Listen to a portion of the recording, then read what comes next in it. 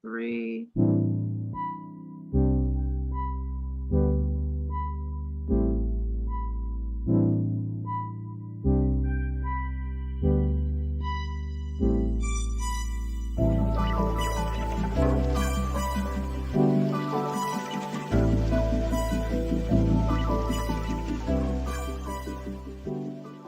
Oh, Foxy, it's your birthday. Not for real, just for play.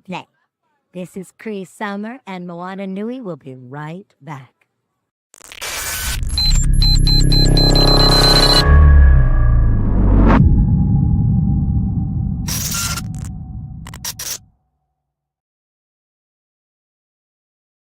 Hello, everyone. Thank you for joining tonight's special episode of Moana Nui and Blerdkast Live. We're going to be talking about the big thing that's happening next week, Dragon Con. For those that may or may not know, this is the convention that shuts down Atlanta Labor Day weekend. And we're so excited that both me and Mark, we have Charles McFall here with us. He is known as the rock god of podcasting, but both me and Mark fondly know him as the director for a digital media track at Dragon Con. So welcome, Charles, to the show. Well, thank you. I appreciate it. You guys do some amazing work. You do some amazing not podcasts. You do amazing podcasts, but what I'm saying is you do amazing panels at Dragon Con, and I'm so stoked to have you get both of you and your related teams coming in to do some great work this year.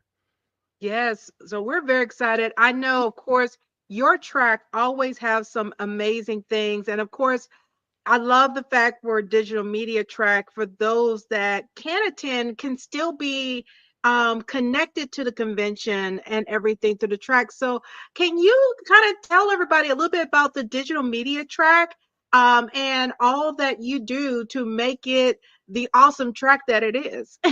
No, not really. Yeah, of course. So the heart of it is the heart for me. It's the same as the heart of podcasting, right? It's all about the show. It's all about why you jump in and do things. So we have gone from the podcasting track, which was very much what it needed to be. It was all about podcasting to now being digital media, and in being digital media, representing every aspect that we can of digital media. So the biggest thing I think I do is just make a way. It is here's the community, which is always growing. We have an open and free Discord that I think both of you are a part of. Yeah. And it just says, hey, what are your ideas? What would you like to not just even do on the track, but you can even suggest things you'd like to see that other people are like, oh yeah, I'd love to do that. And it's just, I keep using the word just. That's a 4-letter word. I hate that I use that sometimes because it's not just anything. It is very much a flow and a creativity of just making magic together with the audience. People show up, ask some great questions, they laugh, they give you the energy. You have so many different people on the panels creating for the topic that's at hand, and it's a lot of planning and work, but it definitely is all worth it in the end. Yes. And the one thing, I've been involved with Dragon Con since 2017. And of course, I got introduced to the digital media track. Um, I ended up getting pulled because I was asked to be part of a panel, and I was just like, "What's digital media track?" And then they were like, "Oh yeah, this is it." And I'm just like, "Oh." And then after that, it was just like, "Okay, yes, if they need me to be part of any panels or anything, I'm there. I'm there." And I think that really makes your track stand out. No shade to any other tracks. Sure. No Yeah. shade to any of y'all. But I just love how the format and how you really embrace the ideas from everyone who's part of the Discord and getting involved and just seeing just the complexity, but also the diversity of all the panels, the topics, everything. There's always something that for somebody on the track. Absolutely. It is man, it's hard to even put into words. It is very much everybody wants to be seen. And I have come up learning from others' mistakes. So started in podcasting in 2004, early. Like that was like the beginning of everything was then. And watched people gatekeep. There's actually a group of creators that the community called the Pod Mafia, because if you didn't go and pay them to be in their classes, you weren't getting into other stuff and doing other things. And I was like, no, I gotta break that down. I gotta stop that. And I was at a conference that obviously was not Dragon Con, but I was at a professional podcasting conference, and the guy running the podcast part of it was a media conference, but the guy running the podcast part was that guy. Like his network was 12 shows that were all just him talking about different things, and sometimes different co-hosts. I'm like, this will strangle us. This will kill us. This is not us being the digital media community. And as I liked watching all kind of different things. I liked learning all kind of different walks of life. I just wanted to do that differently. And so far, so good. Yes. Yes. And for this year, of course, every year, Dragon Con has different levels of stuff. You also, bring in new topics and new creatives and of professionals to the track too. What are things that people can look forward to that are that will be attending Dragon Con for the digital media track, but also the con as a whole? Man, there is just so much cool stuff going on. We have, well, okay, so first time ever, we have, it's not the first time I'm having a guest, but it's the first time having a family oriented guest, as in they create content for families with kids, and that's uploads of fun. And it's a dad and his two sons, and the wife, the mom/wife stays off camera but throws in verbal bombs, and it's great skits, and it's great fun, and it is very much like a PG-13 whole style. And when they hit our radar, or I guess technically we hit their radar, they were starting to try to do other cons, and they applied them. Like, absolutely, because we've never had a family friendly focused show come on, so they're going to be doing a number of things there. Second year we're of having TV's Travis doing Wait You Haven't Seen, which is about movies. Mark, I believe you're doing more this year than you've done in the past. Oh my God. I probably am. I think I'm doing a bit too much, but I know I'm on a panel or two. But I'm gonna go back and double check the spreadsheet and make sure I have everything that I'm assigned written down, because I have the tendency of overbooking so much stuff during Dragon Con, because it's my favorite con. So I wanna be spread as thin as possible so I can cover everything. Yeah. So that's the struggle, right? As you're coming as an attendee, which I believe you both are still. I don't think you've applied for attending pro, but because if you did, I would have seen it. I would like, yeah, let's do that. Yeah. I have been told I need to apply for that next year, so I need to make sure I apply for that next year. Right. That makes it a I'm gonna little look into that. because attending pro makes you busier, right? You'll show up on other tracks because they see the database, but also makes it easier because there's a 10 panel limit, right? And the con gets you your schedule. When you get your badge, it's in a different place, and it has a sticker on the back that has your schedule, so you can always look at it and see where you're going to be. So that's I've been there, Mark. I think the biggest year I did 16 panels, and that was when it was Friday to Monday. And well, I was trying to make a name for myself and get out. It was exhausting. It was a little too much. And I was director then, but it wasn't quite the lift that we have now.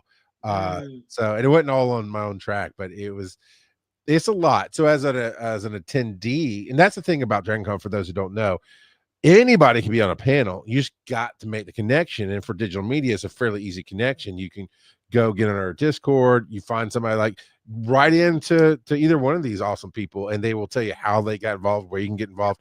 And we all connect each other. We welcome you in, and you can be on the panels. And we have a great community that discusses that. It makes it so easy for you.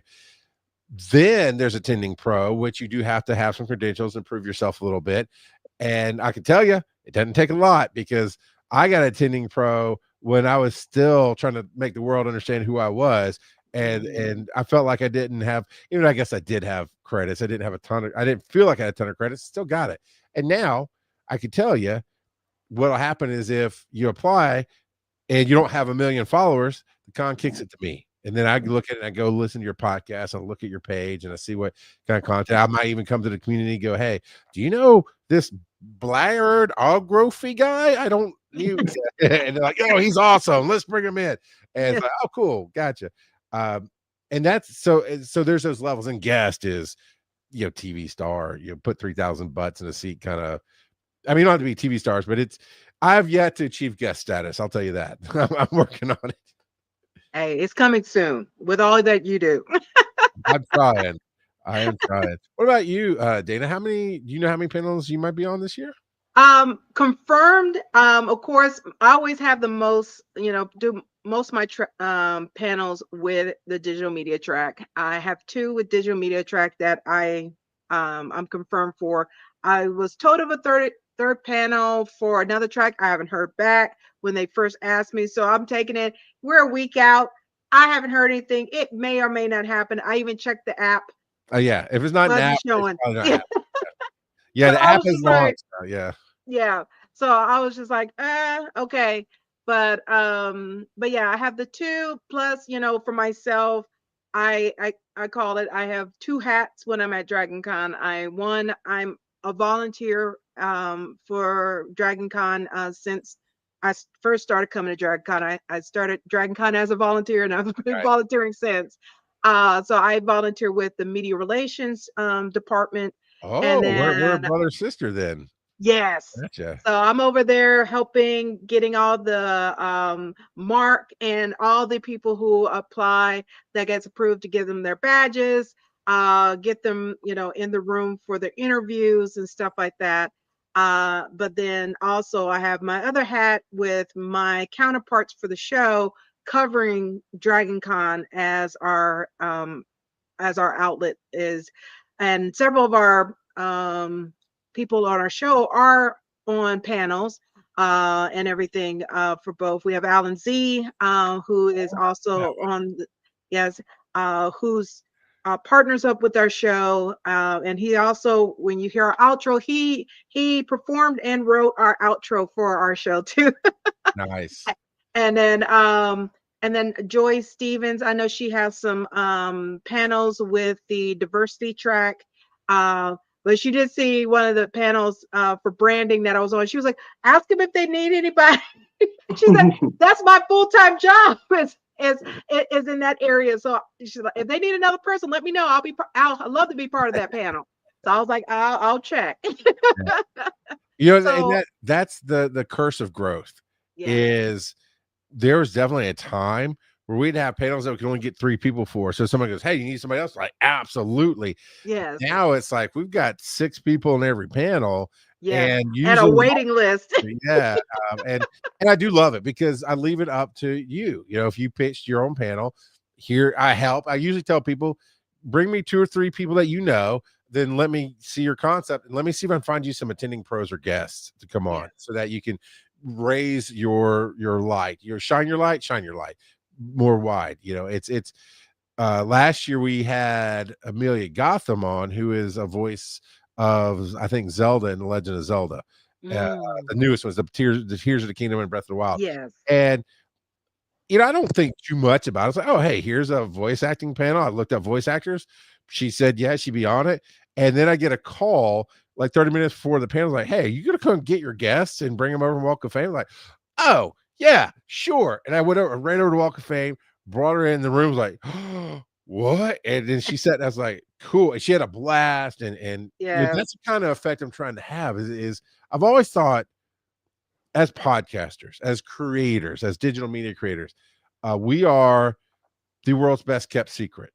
And I was actually just right before this, I was just on a radio show who also does a podcast, and they were just asking me about all these cool people I worked with and this and that and the other. I'm like, to me, as in the audience member, the creators too, I believe all of us we're normal people. We I don't work a 9 to 5 now, but I've definitely worked plenty of 9 to 5s. Yes. I have family issues. I've got kids at school. I put my shoes on one foot at a time. I'm nothing special. I just said yes instead of no, in my opinion. Yeah. And then you sit down with an Amelia Clark or Jabbar Fox. I was like, hey, he seems cool. I'm gonna have him on one of my panels with me one day. And then we became friends. And it was amazing. He's like, oh yeah, I work with Tyler Perry. And it's like, oh, okay. Did not realize all that. That's awesome. Yes. And those are moments I want to create and help people with and as best I can. And that's where the magic is. And I love seeing that transition. Do you guys know Sherman Channing? Channing Yes. Sherman Yeah, of course. Bottoms. Yes. Remember Fluffy Bottoms. Yes, Sherman. Yeah. And sorry, that's a Dragon Con joke because somebody called him, they couldn't remember his name, they called him Fluffy Bottoms in a chat and it just stuck. And it's gone. Yeah, and then it went The viral Discord. throughout our community, and yeah. So he'll get referred to as Fluffy Bottoms from time to time. I loved watching his progression from asking questions to going, and it was always, I'm going to start my podcast, I'm going to start my show. And of course, everybody on our track is very encouraging, very inclusive. Like, yeah, you should do it. Here's some, we heard your idea. Here's some encouragement and some advice. And then the next year, I haven't done it yet. And everybody, then it became kind of aggressive. Like, why not? You've got great. Then the third year he had it, and now he's an attending pro, and he's Yes. transitioning from asking at the mic to sitting at the tables. And I just love seeing that growth. Yeah. And I think that's always great because a lot of times imposter syndrome really hits, especially in the nerd community, of like, oh, I'm not at that level. And it takes that gentle push. Or sometimes, like with Bar Fox, I like to say he likes to give that 300 kick to you right into that pit. Whether it's cosplay, whether it's panels or anything, it's really getting you outside of that comfort zone because a lot of times people can see stuff in you that you can't see. Yeah. Yeah. Well, we always look out. It's hard to look in. And when we do look in, it's hard to appreciate what we do. Recently I was reminded about the path I've taken and the people I've worked with and how they were. Okay, I knew Jim Brewer is a celebrity. I mean, I was a fan of his Saturday Night Live when he was on. I've loved his movies. So when I got introduced to him to work for him, I had to say, look, I'm a fan. I love your stuff. I also think of you as a human being. And that was important to him. And then he became a real human and we got to talk human stuff. And it's really cool. Yeah. And you just don't think about that when you see your heroes, your celebrities, your Yes. goals, if you will. If I want to be like that. Everybody's got a little bit of imposter syndrome, except me, apparently. Yeah. But everybody's got. I grew up. I was being told I didn't belong anywhere. My mom always said, "You're so strong. You're so big. You guys be a general giant. You're gonna kill people." And she didn't say kill people, but it acted like it. And everything was you can't. So as soon as I could, I did. And I won't let anybody tell me I can't. So I had I got that out of my system early. We even have a panel on imposter syndrome with people who do amazing work. And I mean, one of those is Phil Keating from Botched, and they've been headlining our show for years now on Sunday nights, finishing out the whole con for us and doing an hour and a half long show. And yet he will sit up there and go, yeah, I don't belong here.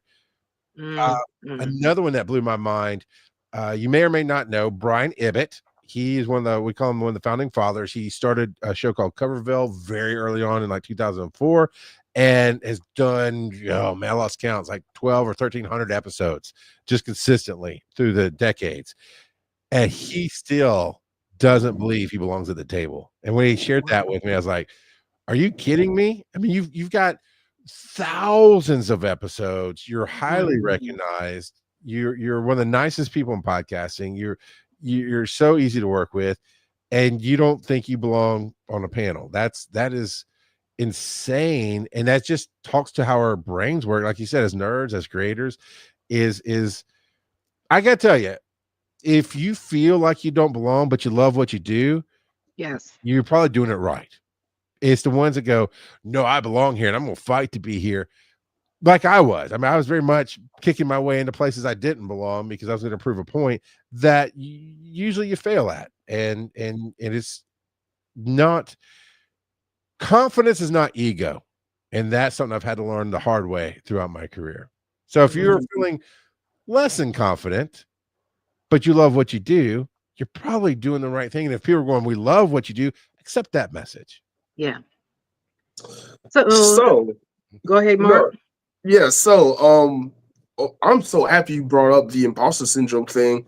Dana can tell you that's been something I've been dealing with a lot myself. That feeling that I don't belong and I'm not worthy enough to be at the table. And I've had a lot of like eye-opening epiphanies over the last couple of years. Even Dana just the other night at the end of my live or other live stream, she had to tell me like, "Hey, imposter syndrome is over. You belong here." And I'm just like, I still don't know if I belong here, but I just want to say like the digital media track itself has been one of the things that have helped me personally over the last couple of years with just inviting me to do panels, inviting me to be a panelist.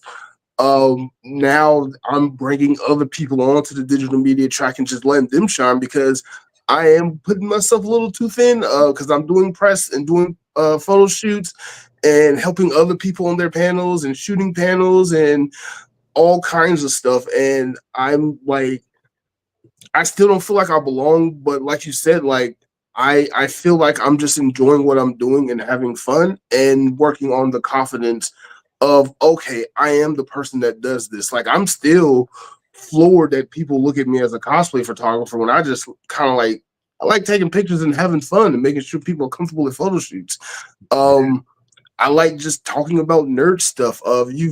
I've had a couple of panels with the digital media track over the last couple of years, and just being able to network with other creatives who are in the same boat as you are, regardless of their watch hours or subscriber count. Just like hearing their stories and being able to network with them, connect with them, has been huge in just building my own mindset up about what it is that I do with blurography. So I just want to thank you for that. Mm-hmm. I see. I'm gonna practice what I preach. I'll accept the gratitude, and I'm also gonna give it back because obviously, if I wasn't doing what I was born to do, I wouldn't be able to make a way for anybody to come in and for you to find your own. That is the greatest story I could ever hear. Not the. I mean, yes, thank you for thanking me, but it's your path of going. Man, I wasn't sure, but I just doing it. I love it, and I'm growing as a Mm-hmm. person. Is what I'm hearing, and I'm feeling better about myself. And that is the 100% why I started podcasting in the beginning. I thought it was I literally started because I knew I felt so alone in this world, and I felt like I couldn't talk to anybody about my life situations. And I knew statistically, I could not be the only one in this world who felt the way I felt. And so I just started verbal vomiting basically on the microphone, just rage and crying and emotions and crazy thoughts and funny stuff and whatever, and just putting it out there. And what locked it in for me was like episode 7 of a show I did called Bear Crawling. That really got me started on this career. And it was episode 7 or 8 where I'd shared just a really uncensored story about dealing with my family in the holidays.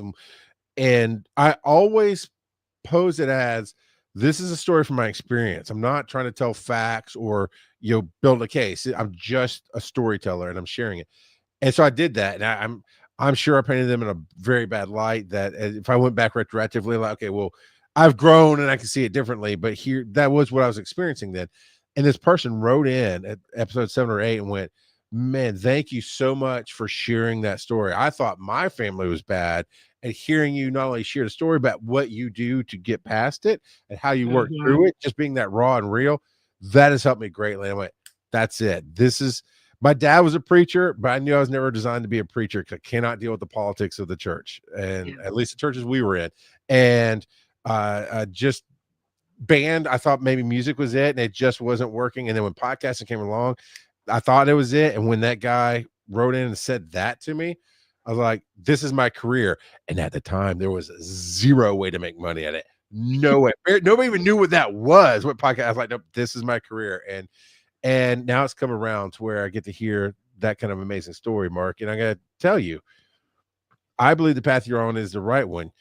You didn't think you could, or you didn't think you belonged, but you wanted to do something and you did it, and then you Yeah. accepted, whether you realize it or not, you accepted the positive words they were giving you of, oh man, thank you for this, because you were seeing those people, and then they're Yeah. seeing. And the worst thing we can do as humans, not just creators, is see people, let them share that gratitude, and then shut it off. Go, no, no, no, no, you don't know what you're talking about, and we Mhm. bury ourselves into a load of crap, to be honest. And Yes. I just Mm. want to, I can only hand, I want to hold my hand out and help people out of the crap, but you got to be reaching up out of the crap for us to help you out. Yeah. No, I get that. It still floors me to this day where I'll be at a MomoCon or Ranger Stop and Pop or Dragon Con, and people come up to me and they'll thank me like, "Oh my God, I saw your video on this or that, or your interview with this person or that person, and thank you for telling their story or telling your story." And I'm just like, "Oh no, I feel like I'm in trouble." Like, I'm still getting used to that recognition, because that was something I wasn't expecting, but like having, like you said, hearing other people's stories, hearing other people come up to you and say, like, if it wasn't for your content or your story, I wouldn't have known that other people like me existed. And that's Mhm. kind of essentially why I focus my channel on highlighting other people and telling their stories. That's in nerddom, because like you said, every nerd at some point or another feels like they're alone for one reason or another, and I want to make sure that none of us out there feel like that. And if I can put my camera in your face and just beg you to tell me a story, ask me a couple of questions, give me a hot take, just enjoy a photo shoot with me or something like that, then I feel like I've done what I can do to help spread the what's the right way of saying it? The nerd loneliness epidemic, making sure that that doesn't become a real thing or stay a real thing, if that Right. makes sense. No, it does. And that's the thing. So that's the only thing that I've accepted from my childhood. I grew up very religious, grew up in the era that names meant something. And this is what the Christian bookstores were like, here's your name, what it means. And my mom always said that my name means like bearer of light. I'm supposed to shine my light to the world. Mm. And I'm like, sure, whatever. I don't even know what that means. But as I've gotten more loud in my life, I'm like, no, yeah, I rather take the words from Imagine Dragon. I'm radioactive. I infect people with the positivity, but it's really about light and dark. And when I felt alone, I was just all in my head, and it felt so dark and so just no lights. And all I did was shine a light on my own self. Just here's this spot because I can't deal with it anymore. And here's this spot. And then the light kept shining. And that's what you're doing is when people come up to you, man, that's awesome. When they come and say, thank you for sharing your story, or getting them to share their story. And Yeah. it's you're pointing out because you're interested in what they're saying and doing. And it's not a disease. It is not a plague. It is just nobody's bothering to shine the light. And the worst thing, and this is where the original for the DragonCon digital media track, the original blurred panel came from somebody who couldn't stand the light. And it broke my heart. There's a young lady, I won't name her, but there's a young lady who came in. I've always said, I will make a way. For those of you, if you're listening on the podcast, I've earned my invitation to many a backyard barbecue, let me tell you. But I am not born of the melanin skin. I am a big, tall, white Southern boy. So for me to put on a blurred panel and sit up there and host it might not go off as well as intended. But I will make a way and have people bring their ideas in. And she said, let's do this. Like, I had never heard the word blurred before, but instantly, like, oh, black nerd. I get it. Cool. And because I didn't know her or anything that she did, even trying to research her was hard. I put a host that I could trust on there, and another gentleman that did great content that worked. Both of the gentlemen worked in the blur community and fit, and everything was great.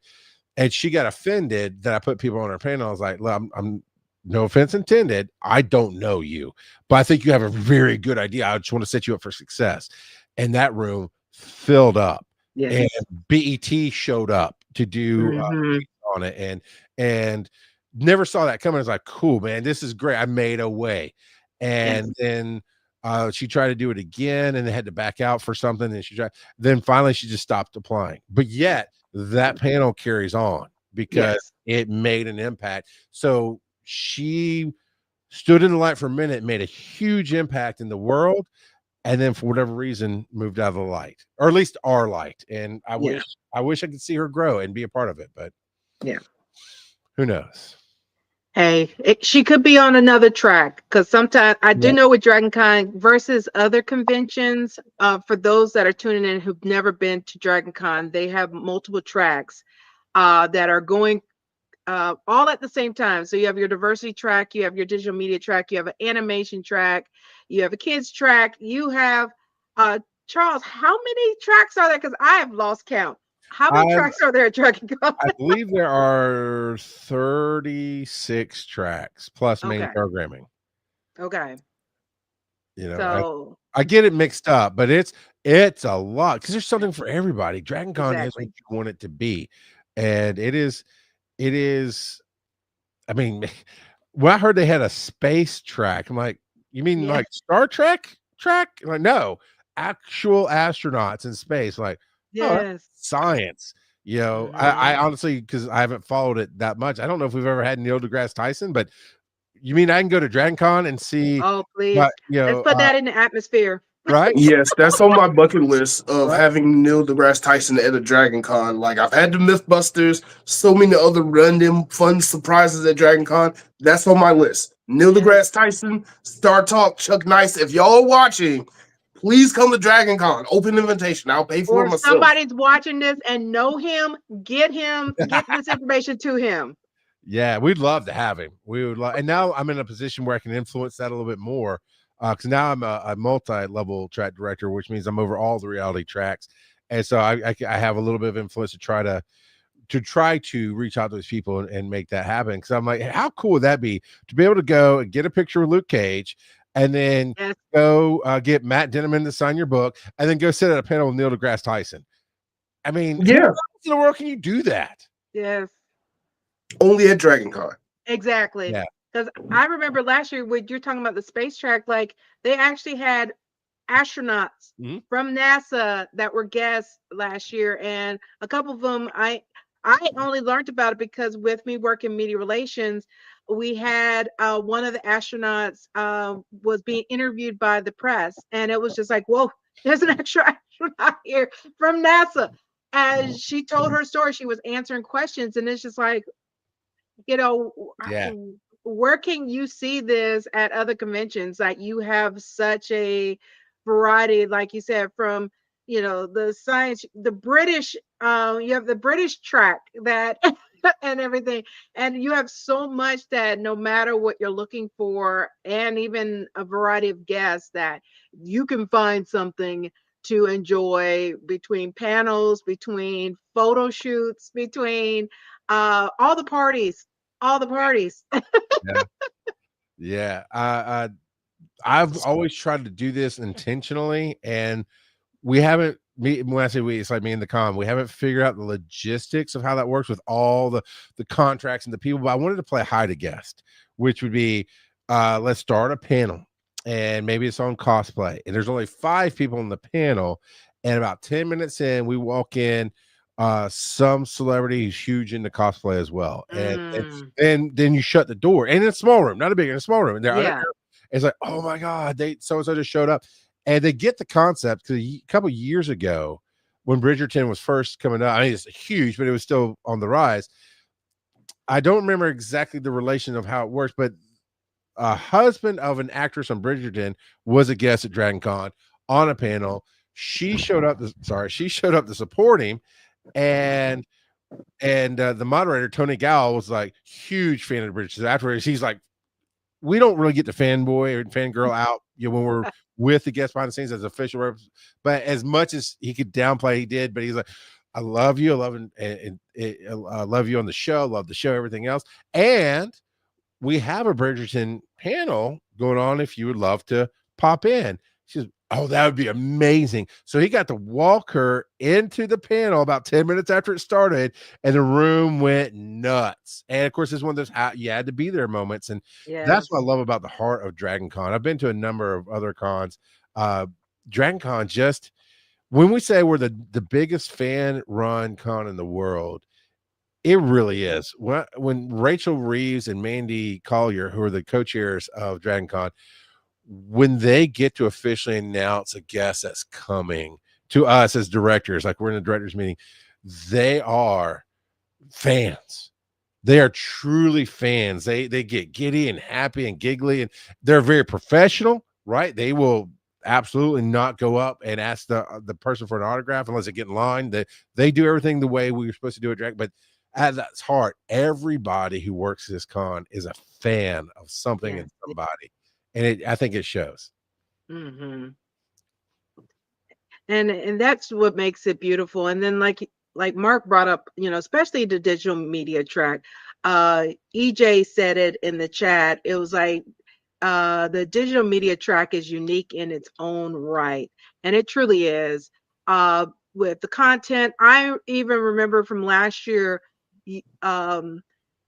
One thing I've, with Dragon Con or anyone who's gone to a con that is 24 hours for the whole entire evening, it's like after 9 p.m., you'll know the content is going to shift into the PG-13 plus category and stuff.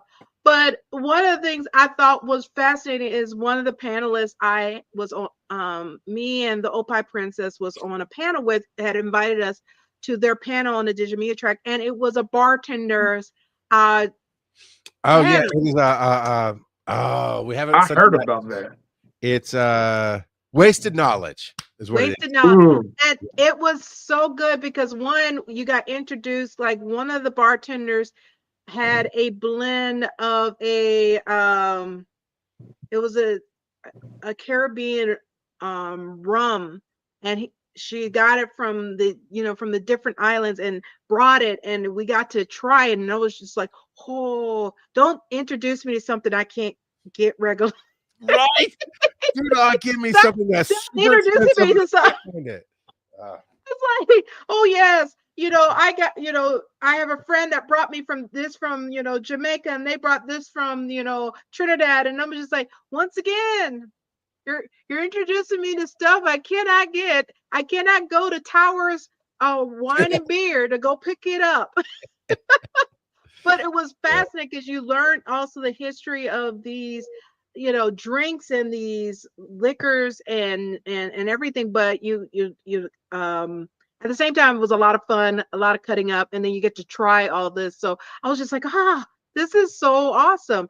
But it just showed the variety this track has, that it's you can learn about podcasting, but you could also learn about voice acting. You can also learn about wasted knowledge with these bartenders that are amazing in their own right.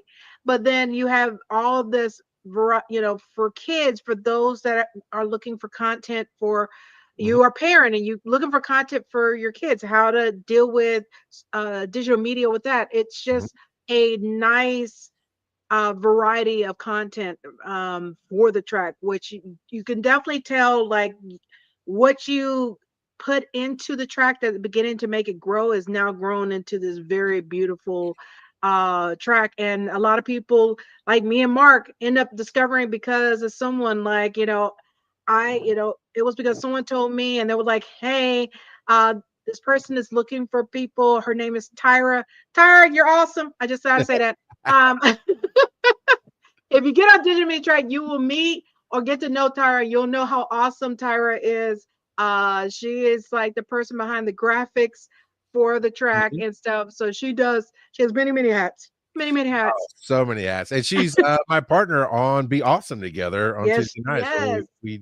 She leads the teaching. She's a professor of marketing and social media at Kennesaw State University. So she leads the teaching, and I just kind of keep up and tell my stories and crack jokes. But we teach creators how to build community and anything they want to know. And we literally, what's tonight? I lost track of time. So yeah, last night's recording, we talked about prepping for panels and as an analyst and as a moderator. And the last thing we covered was how to prepare to be unprepared, because that happens, right? And yes. That is the world of being a content creator, whether you're a podcaster or a panelist or anything. It is yeah. All I'm going to say to that is Dragon Con is notorious for having unprepared situations, and you just have to adapt. Yes. Um, I think that became my strong suit. Just happened to be in the right place at the right time, Yep. or the wrong place at the wrong time, depending on how you want to look at it. You just gotta pick up your camera and get your microphone and just kind of roll with the punches sometimes. But oh my god, I've gotten such amazing content from Dragon Con just because the unexpected happened. When I planned for everything to go left, it went diagonally, and I was like, you know what? I'm gonna just roll with it. So, oh my god, I love Dragon Con. Dragon You Con is can't, amazing. you cannot be a digital media creator, have that kind of energy, and not share a story. Give us a story. Okay. Um. Okay. I don't know. Like, I don't have the stories because like most of them are already just videos on my channel. Um. But So like, what you do is like, hey, go check out Blerdography on YouTube. Quit being lazy, Charles. Go subscribe. okay, all right. But no, seriously, like so many different things. Like with Black Geeks of Dragon Con, one thing that the directors of that photo shoot try to do is bring in something from the past year that's like pop cultural related. I think last year was obviously the was it last year or the year before last where they did the Montgomery Brawl. The Um, year before last. Yeah. so like just them having that forethought of like that being the biggest thing to happen in blurred culture Yes. and The that they faces making that people into a made shoot. when that happened. Yeah, Yeah. that was fun. It was captured in photo and all in 4K. Because no That one was knew what perfect. they were doing, and they popped it out on the photo shoot. So yeah. Yeah, it got big enough. I heard about it. I mean, it was that one spread like wildfire. Yeah. Well, Yes. yeah, yeah. And I cannot tell you how many countless celebrities that have I have Yes. just run into just like trying to get to a photo shoot and they're trying to be in cosplay, but like something's like kind of off. Like, wait a minute, you look a little too familiar in this cosplay. Why do I know you? I know who you are. Yeah. You're Spider-Man. Duh. Yeah. That happens a lot. But like I'm a huge fan of like really obscure stuff like Orville and like Don't Hug Me, I'm Scared, and just so much other stuff. And I found like a creator or a star of it or whatever, just trying to be like normal. Like, wait a minute, you're not gonna sit here and pretend like you're just the person who did this thing. I Yeah. know we're all just human beings, but like I'm going to geek out that you're just sitting here next to me, like watching me do a photo shoot and you're cheering me on. I'm not going to sit here and pretend like I'm not geeking out at that. Yeah. Oh yeah.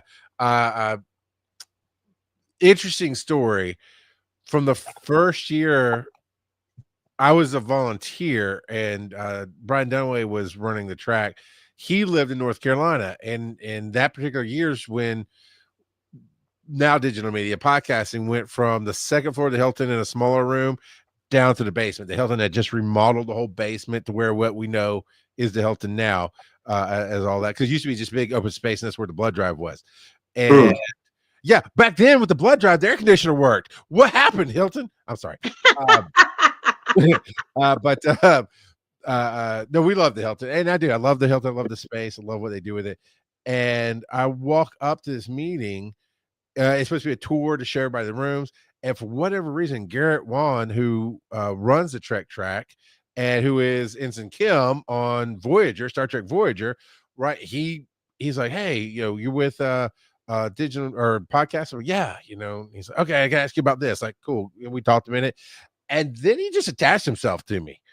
And I didn't know what to do with that. So we're walking around doing things, and we end up rooms literally across from each other. And then every director's meeting I go to, he came and sat with me. And at some point, he's like, hey, let me get your number. And only then, as I started talking, my fingers forgot how to work. It's like, I'm sorry, dude. Give me a second. Because as cool as I could be, because actors are humans and Yes. this, and I've watched everything you've done, but it just took me a second to go, I'm putting Ensign Kim's phone number in my phone. Yes. Give me a second. And he laughed. Wait, It was good. did you save it as Ensign Kim? No. I put his Okay. real name in. I put his real name in. But that was that moment. It's like, and then we're still cool. You know, we work with each other and all that stuff. But it was just that moment. So I get it, man. It's you work with people and you do things, but still there's just something. And that's what makes us fans and creators is Yes. that still that passion. I love listening to a podcast called Smartless with three huge stars, right? Sean Hayes, Will Arnett, Jason Bateman, and they've all had different levels of careers, but they all are very famous, and they're just dudes who love to talk to each other and mess with each other. And their guest is always a celebrity, and they are always fans of that person. And I love it the most when two of them haven't even met that person, but they love their work. And just to see them turn into us, and just, oh, I can Mhm. ask you any question. I'm not going to hold back. I'm going to ask the dumbest, not the dumbest thing, but the thing that we go, oh, I wouldn't ask that. It's dumb. They're like, I'm going to ask it because this is my only shot to talk to you. And I Mhm. just that level of humanity connects us all. It's amazing. Yes, yes. And I think that's also, you can always tell the connection that the guest has to a convention. You see it at Dragon Con, you see it. We, me and Mark have seen it at Ranger Stop. That it's a when it's a convention that they're comfortable in, they become more like regular people. They're just like they'll Yeah. walk around and just think, nothing. Like at Ranger Stop, you'll see so many of the guests just walking, and they're like, "Yeah, no handler, no anything." They just like walking, and if they see people, they're like, "Hey," or they see someone that's dressed as their character, they're taking selfies with them, they're high fiving them, and you're just like, "Wait, did I did I just get high five by Walter E. Jones, the Black Ranger? I was just chilling over here talking to my friends." Uh, Yeah. Do you know how many times Walter Jones or Nakia Burris or any of the Rangers from this past Ranger Stop and Pop would video bomb? Like they saw me set up, and everybody knew what I was working on at the convention this past year. They Walter E. Jones intentionally like video bombed one of my guests that I didn't even realize he did until I was going back to trying to edit. Before I even did his interview, I was like, "Oh crap." I didn't notice that while I was filming it, but only once I'm like editing everything. I was like, they are really having a lot of fun up there at RSP. Yeah. That is yeah. that is the most fun. It reminds me of when the newest set of Star Wars were really, really big. I don't think the ninth movie had come out yet. And it was at Disney, I'm sure. And people were doing like Dragon Con. We have the photos where you go and you pay and you pose with the Mhm. actor, and they had like stormtroopers like as guards behind them. And whenever they go take the picture, stormtroopers take off their helmets. It's like Mark Hamill and Daisy Ridley and I don't know all what the I'll do if it was Mark Hamill behind me. right. Yeah, I wouldn't know how to react. There's no way. And what's amazing is most of the time, and it's a great montage clip, because most time, as you take the picture, you're in front of the backdrop, and so the stormtroopers kind of back behind you, and they took off the helmet and they just kind of look over, so they wouldn't even know for hours until they came back to pick up their developed photo and go, "Oh my God, Mark Hamill's in the background." Yeah, it's cool. But I want to talk And about some cosplay stuff. Sorry, I keep thinking about this. yes, go ahead. Dana always throws me off because I know Dana's face like this. Yes. And every time, and I just nobody should ever take it as an offensive thing, but every time somebody says hi to me, I'm like, hey, I mean it. I mean, I engage like, hey, but I will not call your name because I get so confused on the cosplay. There's been so many times it's like, hey, Charles, I'm like, hey, she goes, Dana, I'm like, oh, because your cosplay is on point. I'm like, I know your character, but I'm sure I know you behind the makeup somehow, some way. And I love that about Dragon Con. There's so many people, celebrities or not. It's just like Mhm. I'm sure we're cool, but Yeah. I just cosplay as somebody running around with their head cut off. That's Well, even as photographers, me and Mark can tell you, because that's why whenever I say hi to someone, I check if they actually know who I am and introduce, and then I say my name because we both experience this as photographers that we'll have cosplayers come up to us and they're just like, "Hey," and we're just like, "Hi," we're still being nice, but we're like, "Don't know who you are," and it's just like, "You're the 20th Deadpool I've seen today. Who are you?" yeah, yeah. So yes. Oh, we got a question from the audience from Bobby. He's asking, Bye bye. "What's the biggest change you guys have seen at Dragon Con from your first time to the latest time you went?" That's a Ooh, great question. that's a good one. So go ahead, Mark. Go ahead. No, I was gonna say you go first. You're the Yeah. guest. Mine was easy because the first year it came, I was looking to figure out what Dragon Con was to take it back to another conference to see how it could help that conference grow and be more successful. And it blew my mind, right? I mean, I was a rookie. I basically stayed in the podcast room. I would come in at 10, 11 o'clock in the morning, leave at like 5 o'clock in the afternoon because I was exhausted. And I saw the different cosplays. But what I've seen since then is growth that became a lot to where we have a nice area we like to be in.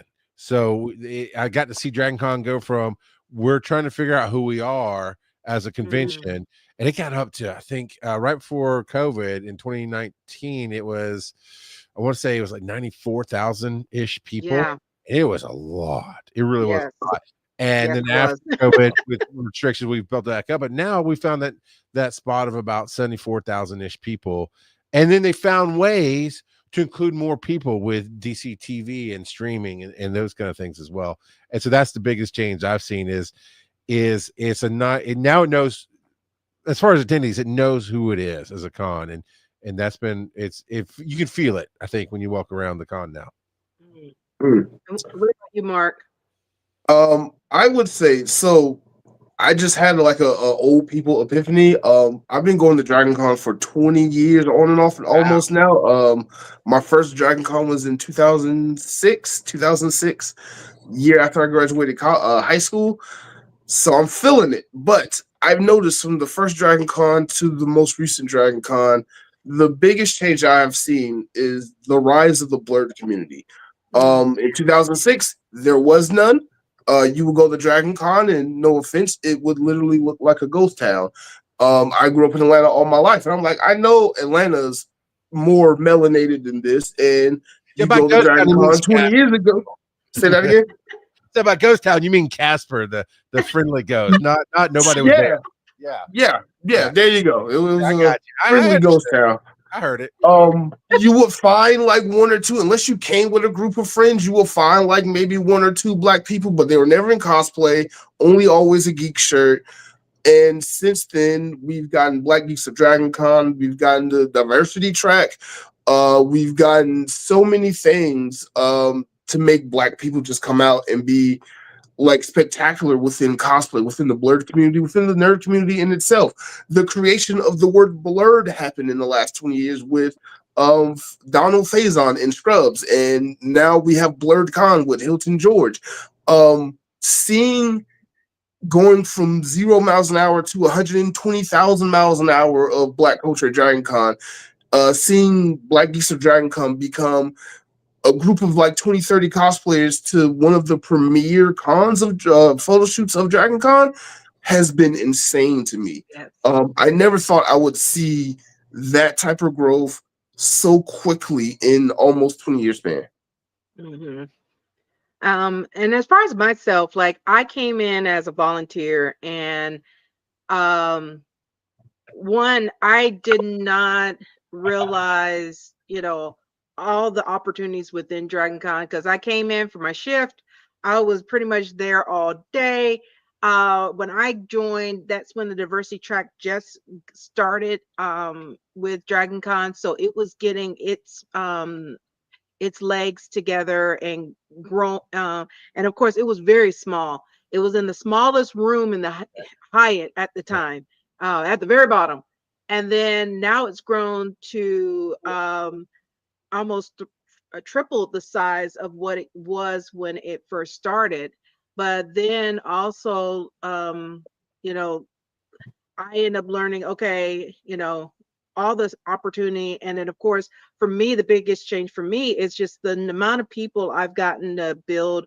I became I call my con friends, my con fam, that I built, that I met at Dragon Con, because a lot of times Dragon Con may be the only con I see these people at, because they're from overseas, like from the UK and other places, and that's the only time I get to see them, because they invite me to their conventions. I'm like, when I have travel money like that I can go to your conventions in the UK. Oh yeah. I'll let you know. But Dragon Con is that one con that I know I can see most of the people in the community that I've gotten to know in this one place. I may see sprinkles at MomoCon, I may see sprinkles at this convention or other conventions, but Mhm. Dragon Con is where I see the most people at one time. And it's become more and more people there because they're trying to, everybody's starting to they hear about Dragon Con. The only issue that we have with it is sleeping rooms. Sleeping Yeah. rooms is Yeah. always battle royale, Yeah. Hunger Games style for the rooms. And I wish there was a law that kept from poaching, because some of these hotels charging $700+ a night for a regular room that is typically, not even close to that rate, because they know people are looking for rooms. It's ridiculous. I wish Atlanta would make a law for that. It's like you cannot upcharge that much for a sleeping room. Yeah. That and the Airbnb scene in Atlanta, especially doing a convention or massive weekend event like Dragon Con, is insane because Airbnbs used to be the cheat code to Dragon Con, and Yep. Yeah. now it's the most expensive option sometimes. Yes. People figured it out, and that's life and that's society. And then we as a con have that issue as well, because directors, we get rooms and guests get rooms, and it kind of becomes a thing to where I've suggested it jokingly, and they kind of took it half serious for a minute.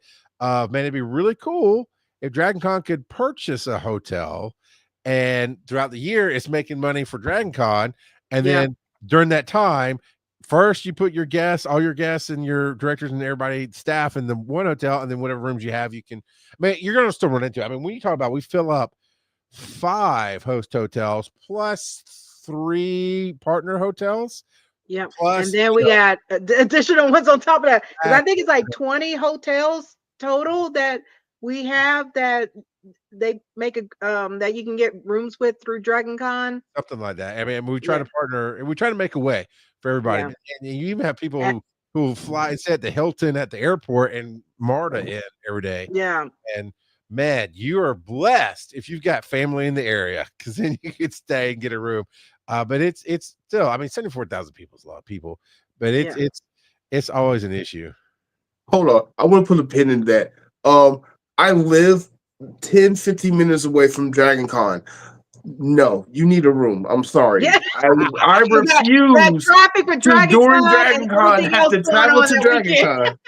Oh, let me tell you, the first year, we'll call it the shadow year, because technically Brian Dunaway was the director, but he was already talking about retiring from that position, and he'd been talking to me about doing it. So I was the shadow director. He let me run the whole show. I built everything that year, and he gave me credit. I wasn't there for credit. I just wanted to say, cool, keep me out of the light. Let me see what I can do, try my ideas, and see how it lands. And of course, it landed. But that year, I live out in Conyers, if you're familiar with. So I'm in the suburbs of Atlanta, 30-minute Wow. ride in. Right. So I would Woo. let me just tell you, and I was running a network called Giant Size Team Up. So I had 8 or 9 different podcasters, and at the time I had a basement, and it was like a hostel. We had cots and stuff set up in the basement because none of them they could afford to get here, but they couldn't. So they stayed in my house. We all carpooled. Yeah, I think we had to take 2 vehicles to go to MARTA, Indian Creek, every morning, get on that train. And when I Wow. tell you, it was exhausting. I had to try to be there by 9 a.m. every morning. We weren't leaving until like midnight every night. Getting back, we're getting 4 or 5 hours sleep to get back up. Yes. And my wife was making sandwiches for everybody every morning. It was, yeah, dude. It's. I am glad. I am so glad as a director that the con provides my room, because it's a hard knock life if you don't. Yes, it is. Oh, I know. And I refuse. I will never do it again. I won't drive up there. I won't take no Yes. MARTA. I need to have a room and be Yes. in walking distance. So that way, when I want to be inebriated at 2:54 a.m. and something's happened to be going on at the Hilton, I can just walk over there and walk back and be cool. Exactly. Yeah, I made that. I think that is everybody's lessons learned on their first year of Dragon Con, because I did that driving in, and after my second day, I'm like, okay. And And then Yeah. everybody was like, "Hey, you should party." I was like, "I gotta be up for my volunteers. Shift is at 9 a.m. I can't party with y'all until 2 in the morning because that means I'm not getting home and in the bed until past 3, and then I Yeah. gotta take a 2-3 hour nap and be back up." So yeah, it's one of those like I stay in the little Facebook group about rooms and stuff. It is like, okay, seeing somebody who's have a room available or something. Oh, we got another question from Robert from YouTube is asking, are you looking forward to something at this upcoming Dragon Con? Ooh, that's a good one too. That's a good one too. I would say for myself, the hearing the announcements they've had for guests, like we have the cast from Bones. I love the show Bones, so I'm stoked about that. We got John Bodega. Yep. He's coming. I'm so happy to see him. Have him there. Yes, What's your favorite John Bodega film or show? Oh, All right, I didn't mean to put you on the spot. Mine's oh my Attack the God. Block. I mean, hands I'm down. yeah, I was gonna say Attack the Block. Yeah. That's the first thing I ever saw him in. I thought it was fantastic. I thought he was great. It was, yeah. I mean, I And love him. Not a, they cloned Tyrone. yeah, Him being in that, of course, Pacific Rim, him being in Pacific Rim, Yeah. and then of course, Woman King. Yes, Yes. those are my top 3 outside of Star Wars, which I feel like they did them wrong in Star Wars, but thank you. I was about to say that. Like, well, come on, what you laid all the groundwork for him to be a Jedi, and you didn't make him a Jedi. Stop. Right. The only reason why I want to interview him is to ask him that question. So if I get him as a press interview, that's what the whole interview is going to be about. Just putting it out there. Yes. What about you, Mark? What are you looking forward to for Oh, this upcoming Dragon Con? okay, this is gonna be weird. But everybody knows the Supreme Attorney, Angela DeWilliams. She has a couple of panels with the digital media track. Yep. I'm on one of them, but the other one is her most popular panel. Is your favorite anime character going to jail? Hell And yes.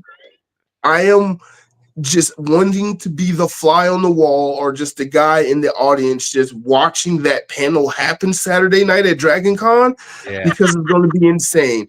And she's going to be insane and be chaos incarnate. And I just cannot wait to see that her star shine so Yes. brightly in that situation. That's what I'm wanting to see is Angela DeWilliams, the Supreme Attorney, become a legend at Dragon Con. I just know seeing that panel at other conventions, how much that room erupt in debate from the audience alone is just, yeah. And bring that to Dragon Con, it's going to be Uh, three times as much. see, this is where I get to be the fan, and I get to because I fall behind on things. So the way she came to me was I just might have been in our community. It might have been her suggesting some things. I forget exactly, and I didn't even know her real name. I just know the Supreme Attorney, and I love the panel ideas, and I thought that's really cool. I mean, mine is behind me, right? Nosuke from Demon Slayer. He's going to jail. There's no doubt he's going to jail. So, but I had known about that kind of energy. The thing it mixes in with my thing I'm looking forward to. Here's a little bit of my imposter syndrome almost. I do a game show called Fandom Face Off. And for the first time ever, I'm bringing it to Dragon Con. I do it at other cons because I like to practice. It's like, a comedian working out their materials and stuff. And I've always done it alone. But this year we're adding keyboard warriors. We got 2 people who will help fight because the whole idea is it's just bad choices. It's like, what's the worst anime ever? And the choices usually it's either 2 or 4, depending on where we are in the game. It's the 4 top ranked animes in the world, right? So everybody's like, oh, I'm ready to rag on them. And like, oh no, that's my favorite. I can't vote for that one. And so we're gonna have 2 keyboard warriors fighting for an answer to try to convince you to take it. Next year I'm gonna meet her in person this year. Okay. I'm gonna have her on as one of the warriors. And now that I hear Yes. and see, I always trust my gut, right? I always trust my instincts, and everything I saw about her and read about her, I was like, oh yeah, no, this is gonna be amazing. Yes. And then to see that humanness that you 2 just brought and the lighting up, and then Yes. I think we probably put it in too small of a room, but that's how we start. We start the small room and Yes, somebody blows it e- out. Boom. Next exactly. year, if we can, we're going to pump it up to a bigger room. Well, I'm I'm just gonna go ahead glad. and tell you, you need I'm to glad put her in a Mark, you bigger you room. brought her to me Okay. because Mark brought up like she was looking to get panels at Dragon Con. I was like, have her apply for the diversity for the digital media track. I was like, this will be perfect. Yeah. Yeah. Yeah.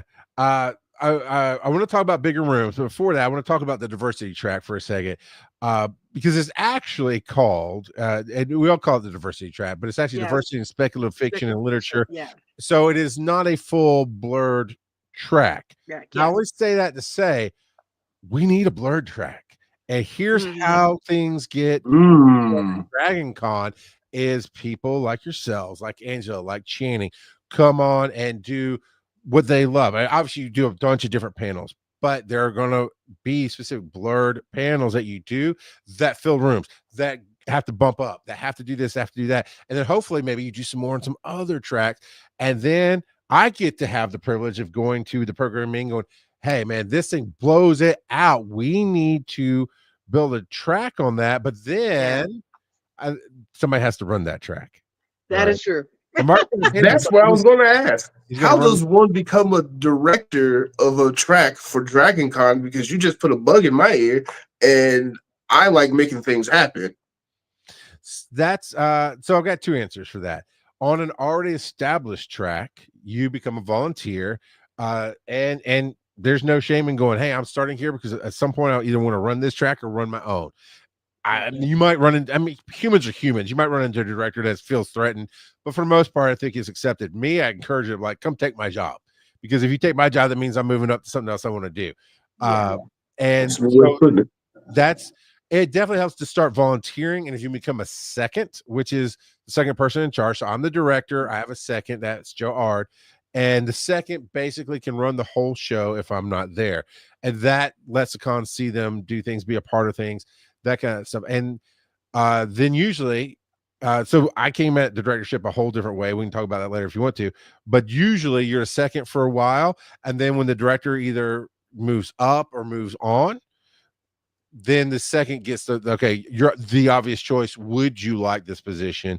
Or at yeah, least it's not even would you like this position, would you like to try this position? And then you do it every year. We get reevaluated and invited back. Literally, we get invited back or not every yeah. year. Mm. It's not a permanent position by any means. And that's the main way to do it. To start a new track, like in my time, and well, I guess in both of your time, all of our times that as we've been going, that diversity track is only 3 or 4 years old, five. I lose track of time, but it's See, been like 2017. 2017 is when it started. Yep. Hmm. Yeah. So it's older than I thought it was, but yeah, I just remember the announcement because it was a year that we changed from podcasting to digital media. And the directors meeting, they announced that name change, and then right after that, they announced, and we're going to do a new track called Diversity. I don't know if it's always called Diversity in Speculative Fiction, Yes. but they did. But we just everybody just calls it diversity track Right. for Uh, short.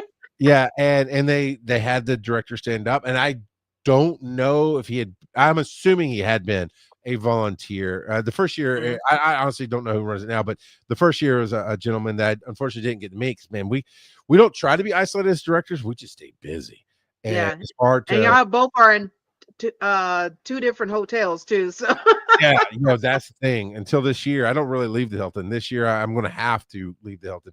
But so that's it. Is essentially, I would imagine, it's mine was a very rare story, and I was still a volunteer for a year before I became the shadow director, before I became the real director, and it Mhm. was still not a natural path, and it worked because we make it work. Um, but that's basically it. So if you know somebody who might want to start building towards a blurred track, I suggest volunteering. I would every year my team changes up, and I can't guarantee I'd have a spot, but I would love to help mentor that and grow somebody who wants to do that. And I would definitely say come volunteer for my track, and I will show you everything I know and introduce you to people. And it will take first you got to set the intent, right? Oh, Right. Mark's got that rolling. It's like, oh, okay, cool. I got somebody. So you set the intent, then you declare the intent, and that would be to whoever thinks they're going to run it or could run will volunteer, or at least come and interact with a bunch of things. I mean, there's multiple ways to do it. And then we let DragonCon know, hey, we'd like to, I'm going to endorse it. We'd like to move towards building a track. Then it becomes about right place, right time. And that means tracks come and go. And we've had a Weed Inverse track, and we've had a Stargate track, though things are not around anymore just because time has changed and culture has changed. And then it becomes about space. So when I say right place, it's about space. And happen to have a room that first year they could put diversity in. Diversity not just survived, but thrived. And now they have bigger space. Same here. The podcast started a little room, did without my help at all, did really well enough to move to a bigger room in the basement.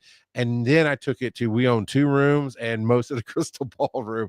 Everybody, the programming team jokes about, why can't digital media just own it? And Regina Kirby is the head of all programming. She's like, because I have to put other people in there sometimes. Like, I can literally program that room. You don't really have to, but and that was the thing. I kept using 7 Galleria. We're in Galleria 6 and 7. 7 was the overflow room, which is now Galleria 8's overflow. Overflow is like our program is too full, but we want to do an extra panel, so we'll do a one-off. And I just started putting a bunch in there, and finally, and I kept asking for more room. Finally, she goes, "If I give you Galleria 7, will you program it?" I'm like, at the time, naive, I thought, well, that's a dumb question. Of course, I'll program it, but it's not a dumb question because not every director pushes himself like I do, and they don't have to. Everybody meets the minimums. There's a minimum, and the minimum's great. It's a lot of work. It is a lot of work to do the minimum at DragonCon.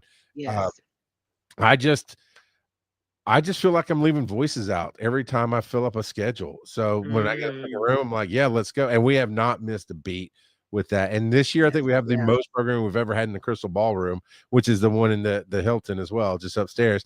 And so let's whatever I can do to help make a Blurred track happen. I'll be sad because I'll have to try to bribe people to come put Blurred stuff back on my track. But that's when y'all can collaborate, because we do see a lot of tracks collaborate together. So it could be a collaboration. Yeah, no, I like owning. No, that's the wrong words. I like being it in my influence, sphere of influence. You can edit this. It's not live, right? You can edit things. It's all good. And what I mean by that is there are collaborations. I'm bad at it as much as I'm a great team player and I make ways for people. The 2 years I tried to collaborate with other tracks, I'll just talk about the last one, was animation with Renee. And Renee is amazing. And she and I are both now the spokesperson team, and I love her. And we were doing, I don't remember, some panel that somebody suggested that was a great overlap with animation. And so what that typically looks like in collaboration is I put it in my room. They also put it on their schedule. So there's 2 different places that you can see, go here and do this panel. Like 2 weeks out from the con, which is very busy time, right? Whoever put on that panel, the whole thing canceled. They couldn't come. We couldn't do it. Oh, no. Okay, cool. No problem. Took it off my schedule, put something else in a spot. Didn't remember I'm collaborating with her. Didn't let her know it changed. So the day of the panel, people were getting confused. She came over like, what happened? I'm like, what do you mean? What do you mean what happened? I had a panel cancel. Like, oh, and then as soon as I had a panel cancel, I'm like, oh crap. We teamed up on. I am so sorry. So her schedule still had the animation style panel. Oh no. And mine had something. And so I want to be better, but I'd like to not disappoint people too. So so maybe they need to host it and then you can just share it. Yeah. I mean that there's that. Or you just keep bringing what your anime character is going to jail. What's your favorite? Bring that one can just live on digital media, because there you go. Awesome. Yes. That's going to be the permanent home for it at DragonCon. There you go. Now here's the thing too, which I find interesting.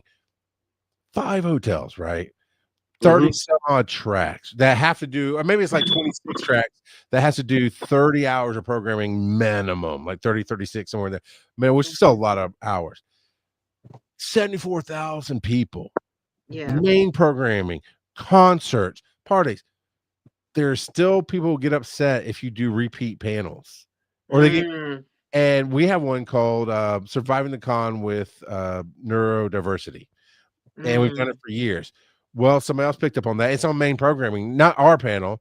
Our panel's on Friday in our room, but main programming has done one as well because it's a very valid topic.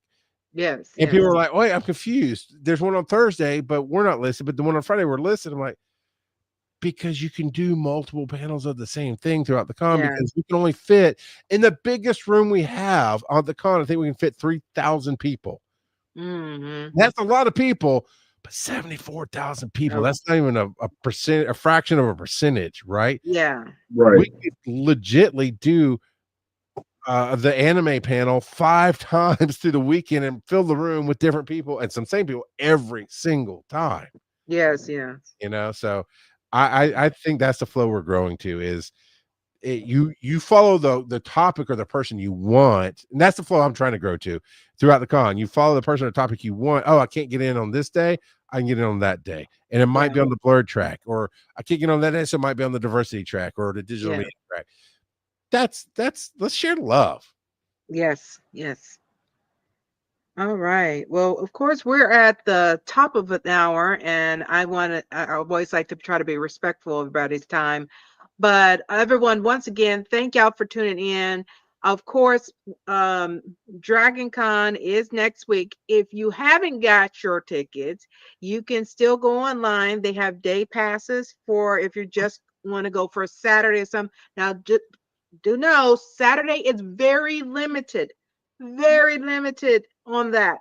So if you're planning to go on Saturday, get your tickets as soon as possible. Do not wait until Wednesday of Dragon Con when everybody is in that long line trying to get tickets and Oh get their badges. yeah, To be honest, it might be too late now. I'm Just Yeah. being honest.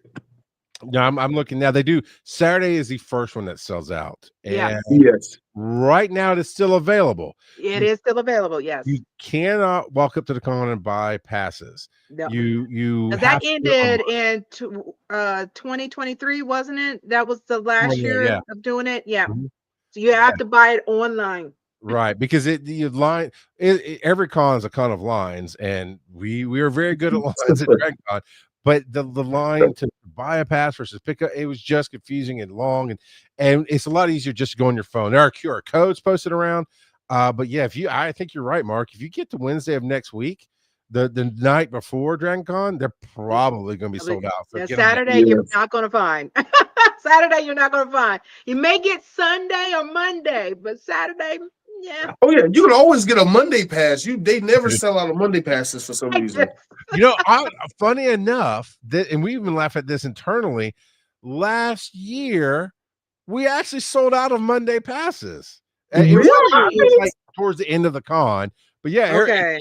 so they brought it this year. Like, you won't believe it. We sold out of Monday passes last year. We're like, no, it's because they also limit a number, right? And Mhm. especially on Monday, things are wrapping out. We Yeah. have a hard stop. Like they say, do not make any panels past 2 p.m. unless you get special permission, because sometimes it is needed.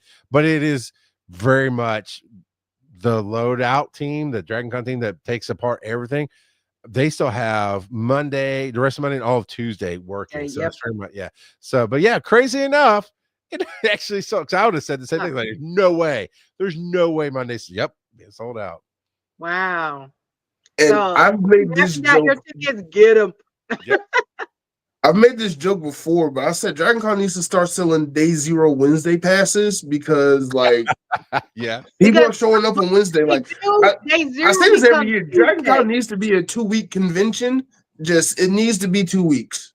Sorry, And that just won't be saying. Not for us volunteers. Not for us volunteers. No. Now we turn it into a Dragon Con theme park that's content Yes. based, not ride based, and now we just get to work there year round. I mean, come on. Yes, That would be that's cool. true. And that would go well with the Dragon Con Hotel. They can take over the Cortland Grand because that one's struggling. I love the Cortland. It's Well, they just finished remodeling. yeah. Yeah. They just remodeled. So I'm Okay. looking forward to seeing what it's gonna look like. Cause yeah, they sent out an email, what was it, last week or the week before, saying they just completed renovations. We'll see. Okay. So yeah. But then I know a lot of people are talking about which hotel is it? Is it a Hilton? somebody, yeah, the Hilton who's changed management again. So a lot of people are like, Ownership. It changed ownership. Yeah. oh, Yeah. ownership again, yes. So they're kind of looking at it because they said the last time ownership changed, that's when they had that whole, oh, you can't bring external liquor into the hotel, and they were checking everybody. That was a thing that happened. I can Yeah, give and Yep. that did not last long because the feedback after that, yeah, that lasted 1 year, and then that stopped. You would think they would have learned that lesson from when the AWA tried to do that, and then they had to just change all venues. Granted, not for that, but still, it was just kind of ironic how that happened. Well, look, that there's ended up happening because they were changing venues. Right. nerds and alcohol go together. I Yeah. don't know what to tell you. Yeah. It's and when you're talking about 5 days, people run out. I have not seen any shortage of lines at the bars at any of our hotels. Yes. Between that and the liquor store across from the Cortland. Yeah, Mm. we joke. Well, me and my friends, we personally joke about this is their Black Friday. Yeah. Because the line that's the longest line of the entire con is Saul's liquor store across from the Cortland. And Yeah. it's non Especially that Wednesday and Thursday, that line is crazy going in and out of Right. that place. It is crazy. Speaking of that liquor store, I happened to saw that Dragon Con has a vodka now this year. A vodka and is a a bourbon whiskey. or It's yeah, it's whiskey. bourbon. Yeah, it's one of those. Yeah. Yes, it's what we partnered. So we've always had a mead, and that's the one I remember the best because it was just announced a couple weeks ago. But yes, there is a partner that has that's local that has made a vodka and a whiskey, and I wish I could tell you what it tasted like, but they wouldn't let us near the bottles. Not the Yeah. company. Dragon Con, like Dragon Con was holding on to it because everybody and there's like, can we taste something? Like, no, we have a meeting to do. You cannot have any of this. So yeah, Mm. so Okay. And I do know that several of the liquor stores around Atlanta do have those available for people to purchase. Yes, they Uh, will. I've had the Dragon Con mead, and I've been like, this was better sitting on my shelf, just as a constellation prize. But I yeah. had to try it, and I was like, they got to do better. But I'm looking Yeah, forward they to do trying the have. Dragon Con. Yeah, if you go online, you'll see the list. There's a long list. I think they posted it yesterday or the day before of all the liquor stores, including Tower, all that you can get. The Dragon Con, vodka, and I think it's whiskey. I don't know. Is whiskey or is it bourbon? I don't know. Let me look. It is bourbon, old Fourth bourbon. Distillery. I knew that. Okay. It's bourbon. I just looked it up. So yeah, so they do have a list of stores, and then from what I understand, they will have it available for sale at the con. Is that correct? Yes, Okay. yes, that is correct. So yeah, so if you are in the Atlanta market, unfortunately, it is only Atlanta in the Atlanta market. You can be able to purchase it at the listed liquor stores, or try to get in line and buy it at the con while supplies last. And And they make honestly, great belated birthday gifts. yeah, they make great thank you gifts to directors. Just putting it out to the audience out there. You know. And Yeah. volunteers. And volunteer, exactly. And they've been working on this for a while. I'm just looking through because I'm always curious about whiskeys and whatnot.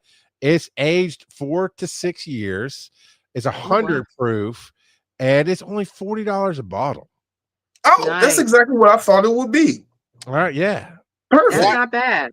Some people love to get a little snooty about names, like, oh, we're gonna put Dragon Con on it, we'll double the price. They did not double the price. That's a very Nice. reasonable price on Yes. this bottle. And the logo on the bottle is so good. It is so beautiful. Miles said he volunteered once. I'm good. It's not for everybody. Yeah, I have a friend of mine that he came the year that it was 94,000 people, and he had never been, and he is 5'2", I think. And he went out on a Saturday on his own. And when I saw him missing, I was like, where's Hammond? Like, I don't know. I was like, you let him go on a Saturday by himself? Why would you? It's not like he's a child. Like, no, he's not, but he's never been to Dragon Con. You need a buddy system. You don't Yeah, let somebody agreed. wander around on Saturday by themselves. Even now, buddy system. And so yeah, Mhm. he was found rocking in a quarter later, and he refuses to come back because he was And just so overwhelmed. yeah, I've noticed that with a lot of folks. I tell people it's two extremes for Dragon Con. You end up really loving it, or you're overwhelmed and you're like, nope, no more. Yeah, and you can be both. I mean, you won't get to know more, but you can love it and be overwhelmed, and Yeah, that's me. you find places to deep people, and that's why you know what, that's one of the reasons you want a room very close by, because Yes. Mhm. a lot of us who do the shows Yes. and the panels and like, okay, I've got a 2-hour break, I gotta go back to my room and just be quiet for a little while. Yes. Yes. And we need that because especially with it being a 24-hour con, a lot of people be getting their nap in the middle of the day, or especially if you're one of those that likes to change cosplays at least 3 times a day. I'm sorry, I'm one of those that I will be in my Dragon Con shirt and jeans while I am on my shift.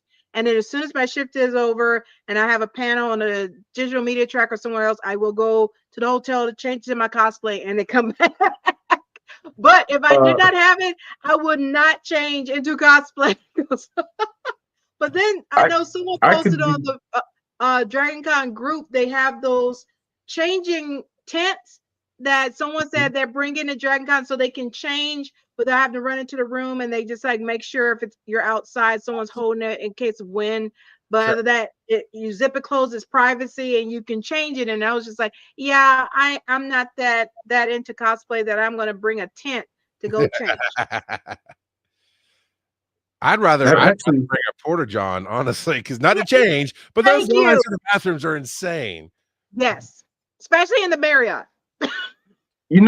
if you're a business opportunist person, you might want to take that changing room tent for cosplay at Dragon Con and run with it. Just putting it out there. Because that's a really good idea in hindsight if you can make it work. Dragon Con store, go ahead and make one for the Dragon Con store. Yeah, yeah.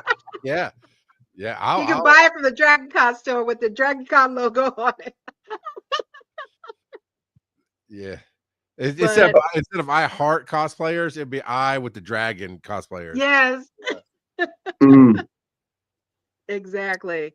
But yeah, so as we get ready to start wrapping up, Charles, I would always like to ask for those that are attending Dragon Con for the first time, what are your top 3 tips to give somebody going to Dragon Con for the first time? Overpack your essentials, your socks, your underwear, if you wear undershirts, Makes overpack 'cause sense. it's sweaty. You'll get blisters. You just don't realize how much you walk. In fact, they have that Dragon Con 5K that you don't run. You sign up for it. It's on honor system, but most people walk at least 5 kilometers or more, sometimes even daily. So make sure Yes, you take care of your feet and you pack your essentials. Hydrate. Coffee, tea, Coke, alcohol has water in it. It is not water. You need to drink your water.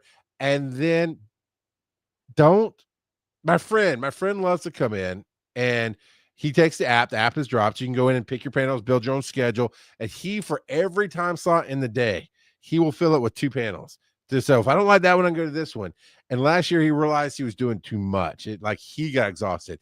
And so leave you some breathing room, or at least leave you some mental grace to say, I'm not going to push myself for those panels. I'm going to have a top tier. I've got to see these, and some that's okay if I miss them, because there are going to be times when you're just going to run out of steam and you need to go find a quiet place and eat yes, healthy foods as best you can, and drink your water and rest. yes. What about you, Nobody's Mark? What's your top 3? find a friend. Um, so since I almost died at Dragon Con that one year from dehydration, I'm going to add not only water but electrolytes, Pedialyte. Get some Pedialyte. Because Gatorade and Powerade is just like sugar for electrolytes, but get some Pedialyte. Um, Also with that, save all the alcohol drinking for when the sun goes down. Like especially like on a Friday, Saturday, Sunday, start drinking when the sun goes down. You'll feel a lot better, especially if you get older. Um, and last tip, because I learned this from last year, there's no shame in just posting up and staying at one spot and letting people come to you. Because if you sit in one spot long enough, especially if you're like at an intersection or entryway, you're gonna run into just about everybody at the con you want to run into. Especially like if you like me and you're popular in cosplay, stay at the Hilton. Just sit somewhere at the Hilton. The whole con is gonna rotate around you. You Yes, don't need to because I overdo it too much all the time, every Dragon Con. So I'm learning to hack me in a sense and just enjoy the con with doing the least amount of stuff possible. exactly. And then for me, I'll give if you're trying to cosplay or just as a attendee, uh comfortable shoes, make sure you break them in before you come. Don't decide to wear them for the first time when you get to the convention. I see that with a lot of the cosplayers that come, both being a photographer and being a volunteer, because yeah, the amount of people that have that, I call it there's a walk of shame, but then there's the walk of hurt feet Mhm. that people do, especially ladies with them heels. You are walking at Dragon Con unless you have been trained to be in heels for a long period of time. You're going to start doing that duck walk, uh, because your feet are, Mm. and also comfortable shoes, break them in.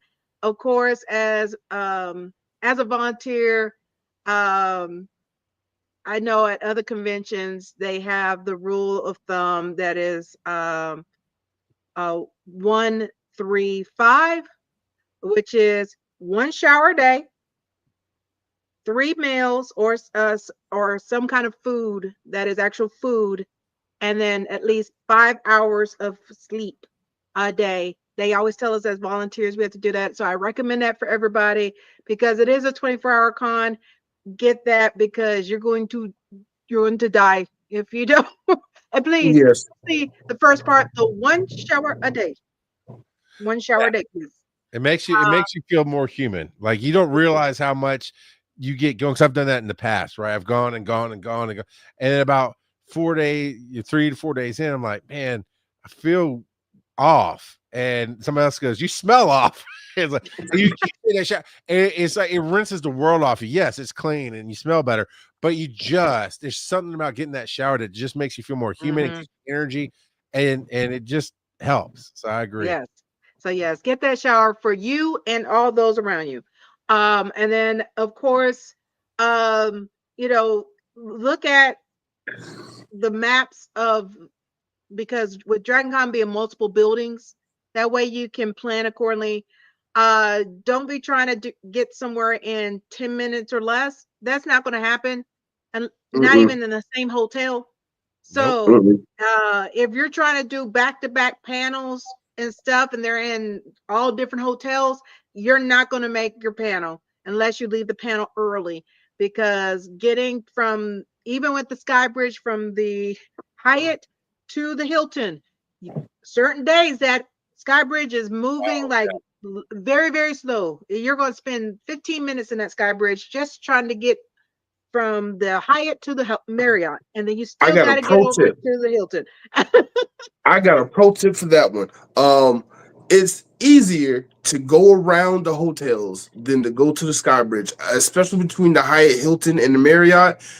Just go down to the street level, go to side streets. I know it's an angle going up, but if you're going from the Hyatt to the Hilton, it's perfect. But if you're going all the way around, get your step counter in. But it's so much faster to go down and around, or Yeah. to go up to go down. If you're in the Marriott, take the elevators up to go down.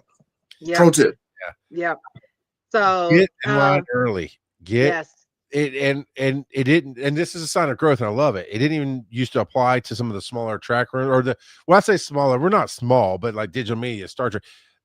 But every track now pulls yes, lines. Not every yes, necessarily panel. So if you want to be there, get in line. And if it's a celebrity panel, I learned this. yes. Fortunately, I got in line, but I learned this the last year Stargate was here. It's their 10th anniversary of the show going off the air. And I'm like, I got nothing better to do. I'll just go over to the West. And I've never been there before. And I went up to the door and like, hey, here's the line. And you had to follow it back. And I think I waited hour and a half in line for that Hmm. panel and definitely got in the room. And that's when I learned, oh, if you really want to see it, get Yeah. in line, because once the room is full, that's it. It's full. Yeah.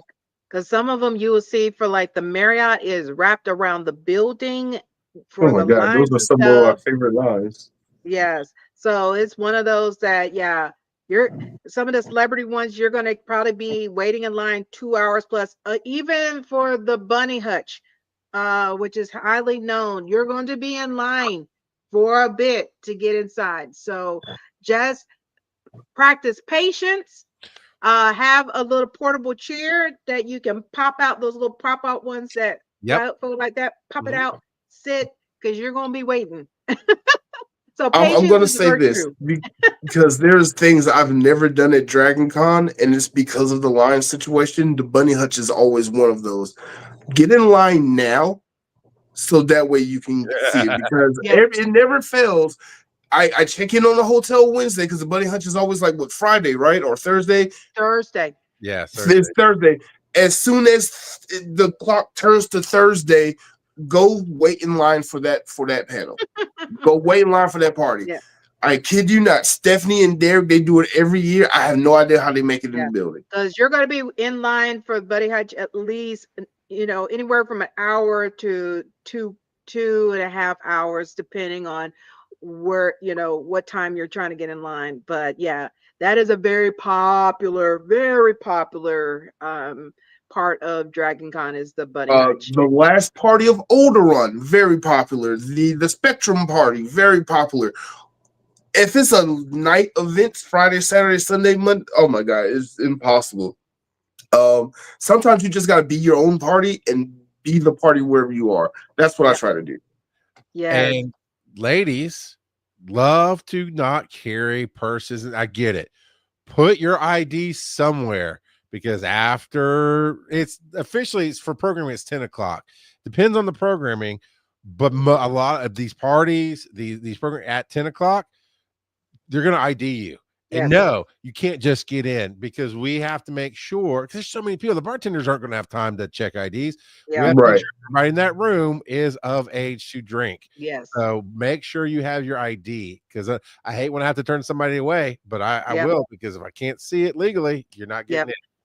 in. And you'll see a lot of people that be wearing, especially women, their fanny packs. They'll be wearing their fanny packs because it's right there. They can get right in it real quick. Mhm. I've even seen people get the little wallets on their phones that they can put both their cards, their ID, and their room key number all in there, so that they can just grab it from their phone right there. So whatever is easiest for you, especially when you do any of the after dark stuff. Yeah. Oh my God, So Dragon Con After Dark is this whole episode by itself. yes. Yes, very much so. But yeah, so with that, everybody, thank you so much for tuning in. Definitely follow Charles. He's can you give all the social media platforms you're on along with the digital media track? Absolutely. Mine is Linktree. That's linktr.ee/RGOP42 for Rock Got Up Podcasting. And of course, 42 is the answer to life, universe, and everything. And same for the digital media track. It is Linktree/DC Digital Media Track. And you can find our open Discord and all of our links to our channels there. We are going to be streaming our panels live on YouTube, or no, it'll be on Twitch. Which yes. And we have one for Gallery 6, one for 7. So all those links are there. Perfect. And then they also have all the links for all their panelists. Also, you'll find on the link tree for digital media track, including myself and several others. Their links will be on in the link tree also, because Tyra made sure she got all that from everybody. That's crazy. Tyra really upped that game this year, because I didn't even know Yes. she was doing it. And I was like, what is this? She's like, oh, I just thought I'd do that. I was like, woof. Well, you're gonna have to keep it up, because people are gonna expect it now. Yes. You set a standard now.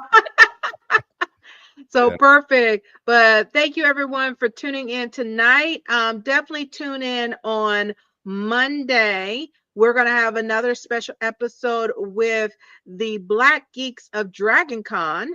as we're doing our episodes leading up to Dragon Con. So we will have the team behind the Black Geeks of Dragon Con. We'll be talking with them on this upcoming Monday.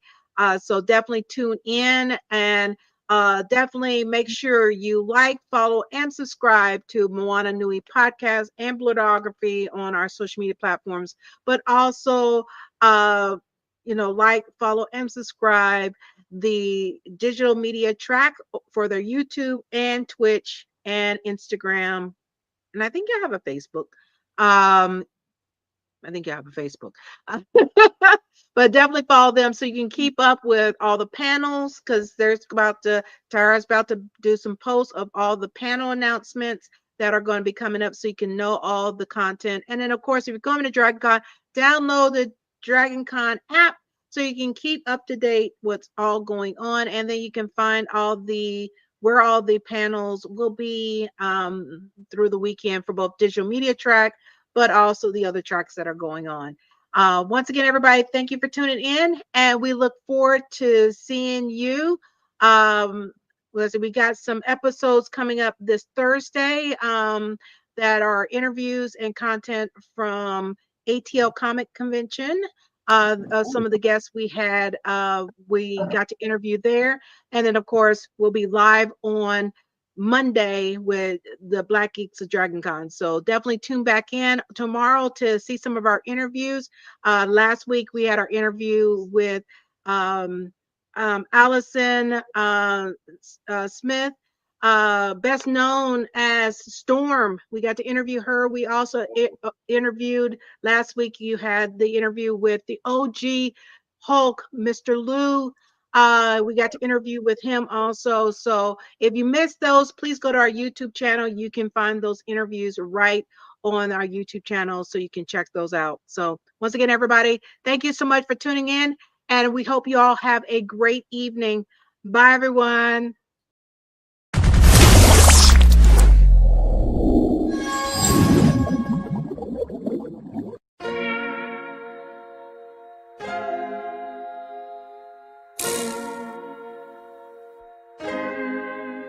So many stories left to tell, even if we have to ourselves. Can't keep history on the shelf. If they won't tell it, we will. If this the land of the free, it was a freedom then, when they annexed Hawaii and called it Cedar Lands, without any type of payment and no signing off. Called themselves the Republic in 1894.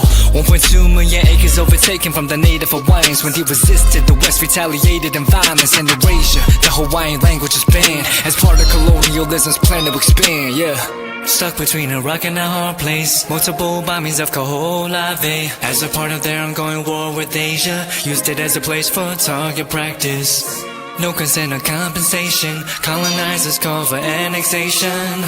No regard for all the locals. School will never let you know. So many stories left to tell, even if we have to ourselves. Can keep history on the shelf. If they won't tell it, we will. Too many stories left to tell, even if we have to ourselves. Can keep history on the shelf. If they won't tell it, we will. We will. So if we put Hawaii into perspective, well, Black and Asian history is interconnected. Considering the fight with the Pacific, then of course versus Asia, they was treated as a middleman for war, but didn't let the Western colorism run its course. Cause dark skin was a sign of dignity to core. The land was taken in the name of capitalism, when prior to it was an actual kingdom. Clap back at the system. Stuck between a rock and a hard place. Multiple bombings of Kaho'olawe as a part of their ongoing war with Asia. Used it as a place for target practice. No consent or compensation. Colonizers call for annexation.